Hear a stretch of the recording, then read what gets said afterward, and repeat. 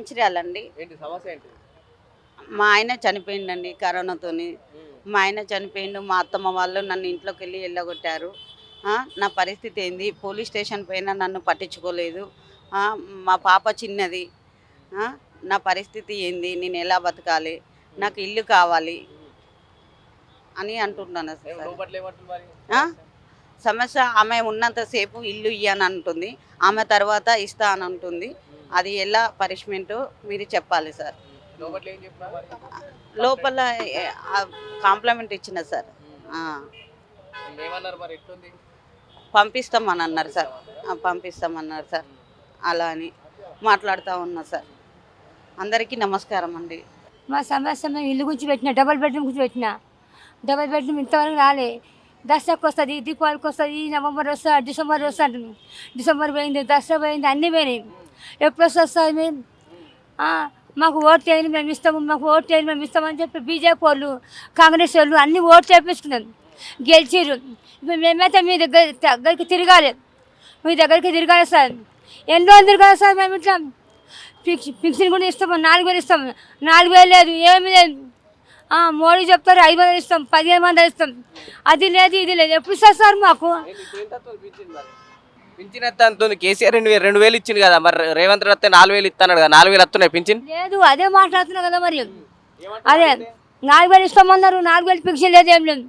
సంవత్సరం అయిపోయింది ఓట్లు గెలిచి, ఇప్పటి వరకు ఏం లేదు సార్. ఎట్లా మరి మా పరిష్కారం ఎట్లా చేస్తారు సార్ మీరు? నేను మొన్న కూడా చెప్పాను, 7000 కిరాయి కడతాం సార్, మాతో కాదు. అమ్మాయి మొగలు లేడు, మా ఆయన లేడు, నా కొడుకులు లేరు, నలుగురు అమ్మాయిలు. ఎట్లా చేయాలి సార్? నేను ఇంటికి వస్తాము, కాల్ చేస్తాము, ఇంటికి వస్తాము అంటే ఇంకొరకు వస్తాము. ఏమి ఇంకొకరు చేస్తారు? ఇంటికి వచ్చి రాండి, మళ్ళీ ఎప్పుడు వస్తారు? రావాలే కదా. మరి లోపట్ల ఏమన్నా ఎన్నిసార్లు పోయినావు ప్రజావానికి లోపలికి? సార్ మీ ప్రజాభవన్కి ఇప్పుడు 4వసారి ఇది. ఏమన్నా సార్ మీరు ఏమంటారు? కాల్ చేస్తాము, ఇంటికి వస్తాము, ఇంకొకరికి వస్తాము, ఇంటికి వస్తారు, కాల్ చేస్తామంటాం. కాల్ లేదు, ఇంటికి లేదు. ఇప్పుడు ఇక్కడికి వచ్చిన 4వసారి ఇది. ఎన్నిసార్లు తిరగాలి సార్? నేను కోటి నుంచి వస్తున్నా, మేతల బస్సుకి వెళ్ళి వస్తున్నా. ఆ మేతల బస్సు అక్కడ ఎక్కడికి వచ్చినాడా? ఎన్నో ఉండవు సార్. నేను ఇట్లా మనం వచ్చి చెప్పిపోయినా మీకు, అయినా మా మాట మీరు పట్టించుకోరు. మీరే షాల్ చేసుకుంటారు, మీరే ఇట్లా వచ్చారు, మీది మీకే ఉంటుంది, మాది మాత్రం పట్టించుకోరు. ఏం సార్ ఇట్లానే ఉంటుందా? ఇప్పుడు పోతే ఏమంటారు? ఇంకా 5 నెలల దాకా రావద్దు, 6 నెలల దాకా రావద్దు అంటారు. అక్కడ మీ ప్రజాభవన్లో ఏం చేస్తారు చెప్పు?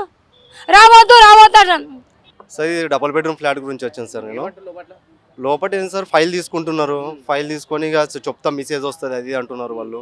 కలెక్టర్ ఆఫీస్కి పంపిస్తా అంటున్నారు. ఎప్పుడు వస్తుంది మెసేజ్ తెలియట్లేదు. పెట్టి ఇది నేను ఫస్ట్ టైం సార్ ఇది రావడం. నేను ఇప్పుడైతే ఫైల్ పెట్టాను. చాలామంది అయితే చెప్పారు పెట్టు అని చెప్పారు. అయినా కూడా నేను కూడా వచ్చాను. నేను చాలా సార్ చెప్పండి. ఇప్పుడు సంవత్సరం ఈ 9 నెలలు అయితే 9, మరి ఇంకో రేపు మాపు అయితే సంవత్సరం అవుతుంది కాంగ్రెస్ ప్రభుత్వం వచ్చి. ప్రజాపాలనలో సంవత్సరం పాలన ఎలా ఉందంటే ఏం చెప్తాం? ఇప్పుడు నాకైతే ఏం అయితే కనిపిస్తలేదు సార్. ఇక్కడైతే ప్రజా సేవ అయితే ఏం తెలియట్లేదు, ఏమైతే కనిపిస్తలేదు. నేను ట్యాక్సీ డ్రైవర్ని, నా జీతం ఆటాటికే ఉంది. మాకు డబుల్ బెడ్రూమ్ వస్తుంది అని చెప్తుర్రు. మాకేం రాలేదు ఇంతవరకైనా. ఇంతకుముందు కూడా అప్లై చేసిన, ఇంతకుముందు ఏదో 3వ విడత 4వ విడత అని పెట్టారు. సో దాంట్లోనే వస్తుందని ధైర్యంతో అనుకున్నాను, కానీ దాంట్లో కూడా రాలేదు. కానీ నీటికి వస్తే ఏమన్నా అవుతుంది, ప్రయత్నం అవుతుంది ఏమో అని ఇక్కడికి వచ్చాము. ప్రజాప్రజన అంటే ఎట్లుందో అంటే మనం ఏం చెప్పగలుగుతాం సార్? ఆయన ఏం లేదు సార్, మంచిగా ఏం లేదు. ఎందుకు అట్లా అంటున్నాం అంటే మాకేం లేదు సార్. నేను ట్యాక్సీ డ్రైవర్ని, మనకేం బిజినెస్ లేవు. ఏడిచ్చారు సార్? ఎవరికి ఇచ్చారు? ఉన్నటోళ్ళకి ఇస్తున్నారు కానీ లేనటోళ్ళకి ఎవరు ఇస్తున్నారు? ఎవరికి ఇస్తలేరు కదా. ఎవరికి ఇస్తున్నారు చెప్పండి? ఎవరికి ఇవ్వట్లేరు. కాబట్టి అది మా ప్రాబ్లము. ఏడు చేశారు సార్? ఎవరికి చేసిన చెప్పండి? పలాన్ జీపీ పలాన్ జీపించినామని. గ్యాస్ అన్నారు, గ్యాస్ ఫ్రీ చేయలేదు. 2500 ఆడవాళ్ళకి అన్నారు, అది చేయలేదు. ఇంకేం చేశారు సార్? ఇంకేం చేయలేదు కదా ఇంతవరకు. అయితే బస్సు ఫ్రీ పెట్టారు. ఆ బస్సు వల్ల చాలా మంది రోడ్డు మీద పడ్డారు. డ్రైవర్లు అందరూ పడ్డారు. ట్యాక్సీ డ్రైవర్ కానీ, ఆటో డ్రైవర్లు కానీ, ప్రతి ఒక్క డ్రైవర్లు అంతా రోడ్డు మీద పడ్డారు. ఆ బిజినెస్ లేవు డ్రైవర్లకు కూడా. ప్రభుత్వానికి ఒక్క మాటలు అంటే ఇప్పుడైతే సంవత్సరం అయింది సార్. ఇప్పుడు ఏం చెప్పలేము మనం కూడా.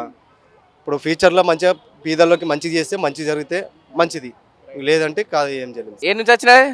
నేను నా పేరు కే చంద్రయ్య అని, ఇబ్రాహీంపూర్ నుంచి వచ్చిన. నిన్న పోతే అక్కడ ఉన్నటువంటి మా సర్పంచ్ ఉన్నటువంటి అక్కడ స్థానికంగా ఉన్నటువంటి సర్పంచి ఒక రెడ్డి గోవర్ధన్ రెడ్డి అని ఉన్నాడు. ఆయన ఇద్దరు కలిసి లంచం తిన్నారు. వాళ్ళిద్దరు కలిసి నా మీదకి కొట్టడానికే ఇంతకుముందు షాక్ లేపిండు, మరి తర్వాత చేయి లేపిండు, కాలు లేపిండు 3 నెలల క్రితము. ఈరోజు నేను నిన్న పోయినా, సోమవారం పోయి వాళ్ళతో రిక్వెస్ట్ చేస్తున్నా, అయ్యా నా భూమి నాకు ఇవ్వండి, నేను మొదటి నుంచి ఉంది, నాకు పానకలు ఉన్నాయి, మరి ఎంఆర్ఓ రాసిచ్చి నాకు పానకలు కూడా ఉన్నాయి, కలెక్టర్ రాసిచ్చి కాగితం కూడా ఉన్నది. ఆ కాగితం కూడా చూపిస్తా, ఒక్క నిమిషం. కలెక్టర్ రాసింది. అయితే ఇట్లా కలెక్టర్ కూడా రాసిచ్చిండు, ఊర్లో ఉండమంటున్నాడు. అయితే నా పరిస్థితి ఏంది, నేను ఎట్లా బతకాలి, నా కొడుకు చనిపోయాడు, మరి మా భార్య మిసెస్ కూడా చనిపోయింది కరెంట్ షాక్ వచ్చి, మరి డెత్ సర్టిఫికెట్లు ఉన్నాయి. ఇప్పుడు నాకు అనాదిన నా తమ్ముని కొడుకుని నడుపుతున్నా వారసుగా. ఇప్పుడు బొమ్మరాజ్పేటలో 10th క్లాస్ చదువుతున్నాడు. అయితే ప్రస్తుతం నేను ఎట్లా బతకాలి, ఆస్తి పోయింది.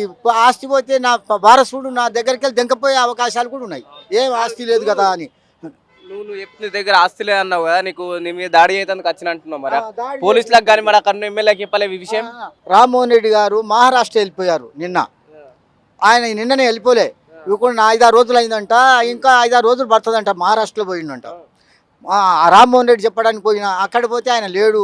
మళ్ళీ తర్వాత చెప్పమన్నాడు, పిఏ గారు ఉన్నారు, తర్వాత చెప్పుకో, ఇప్పుడు లేడు సారు అని చెప్పిండు. చెప్తే సరే అని చెప్పేసి పోలీస్ స్టేషన్కి పోయినా. ఇది కూడా జంబే చూపించిన, ఇక్కడ ఇది కూడా జంబే చూపించిన. పోలీసు వాళ్ళు మరి వాళ్ళని పిలిపియాలనా అని అన్నాడు. అంటే నాయన నా బ్యాక్గ్రౌండ్ లేదు, ఒక్కని సాక్షులు లేరు. వాళ్ళు కొట్టడానికి వచ్చినప్పుడు మరి నేను వాళ్ళు కొట్టడానికి వచ్చి ఇలాంటి మనిషి ఒక బైకుల మీద వస్తుంటే ఆయన కాలు మొక్కిన, అయ్యా కొట్టు సంపుతారు. సమస్యలు ఉన్నాయి కదా, నీకేం న్యాయం కావాలా? రేవంత్ రెడ్డికి ఏం చెప్పు. రేవంత్ రెడ్డి గారికి నేను ఊర్లో సంసారం చేసేటట్లేను, ఆడ చంపేస్తారు నన్ను టోటల్గా. నేను ఇక్కడ శ్యామలకుంటలో ఉంటున్నా ఇప్పుడు ప్రజెంట్లో. కాబట్టి నాకు ఇక్కడనే నాకు ఆధారం చూపించాలి, ఇక్కడనే నాకు ఆ భూమి పోయినందుకు ఏమైనా సాయం ఆర్థికంగా సాయం చేయించాలి, సాయం కింద సహకరించాలని వేడుకుంటున్నా. మరి ఇంకో కొంచెం ఏంది ఉన్నదంటే అక్కడ డేంజర్ ఉంది, ఆ ఊరు అడవిలో ఉంది. కాబట్టి అడవిలో ఉన్న ఊరు ఎక్కడ ఏం చంపుతారో ఇప్పుడే నాకు డౌట్ వచ్చేసింది. కాబట్టి నేను ఇక్కడే బతుకుతాను, నాకు కావాలి డబుల్ బెడ్రూమ్ ఇస్తారో ఏమి ఇస్తారో, ఇక్కడ గుడిచేసాను. కాబట్టి నాకు నా ఆర్థిక సాయం కింద భూమి పోయినందుకు నాకు రేపటికి వారసుడు ఉన్నాడు. కాబట్టి ఆయన కూడా పెళ్లి చేయాలి, వివాహం చేసి కూర్చోబెట్టాలి. ఏంటి సమస్య ఏంటి? ఎక్కడి నుంచి వచ్చినావు? మేము వనపర్తి డిస్ట్రిక్ట్ అండి. ఏంటి సమస్య ఏంటిది? మాది వికలాంగుల గురించి వచ్చినాం. ఏమైంది? ఇచ్చేసినాం సార్, ఫామ్ ఇచ్చినాం. ఏమంటారు? లోపల తీసుకున్నారు, ఫామ్ అయితే తీసుకున్నారు, ఇంకా వస్తావని అంటున్నారు. ఇంకా ఎప్పుడైతే ఫస్ట్ టైం ఇప్పుడే వచ్చుకున్నాం. నేనైతే ఇంతవరకు అయితే రాలే 6 గ్యారెంట్లు.